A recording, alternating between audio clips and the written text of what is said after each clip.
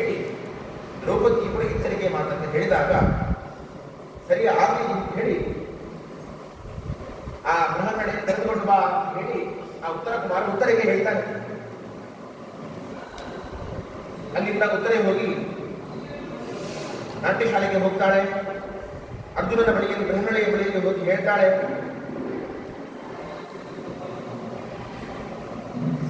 ಗೌರವನ ಆಕ್ರಮಣ ಆಗಿದೆ, ನಮ್ಮ ತಂದೆ ವಿರಾಟರಾಜನು ಕೂಡ ಈಗ ನಗರದಲ್ಲಿ ಇಲ್ಲ, ನಮ್ಮ ಗೋ ಸಂಪತ್ತನ್ನೆಲ್ಲವನ್ನು ಕೂಡ ಗೌರವ ಅಪಹಾರ ಮಾಡ್ತಾ ಇದ್ದಾರೆ, ನನ್ನ ಅಣ್ಣ ಯುದ್ಧಕ್ಕೆ ಹೋಗ್ತಾನೆ, ನಿಮಗೆ ಸಾರಥಿ ಆಗಿಲ್ಲ, ನೀನು ಬಂದು ಸಾರಥಿ ಆಗಬೇಕು ಅಂತ ಹೇಳಿ ಉತ್ತರವನ್ನು ಹೇಳಿದಾಗ ಅರ್ಜುನನಿಗೆ ಬಹಳ ಸಂತೋಷ ಆಯಿತು.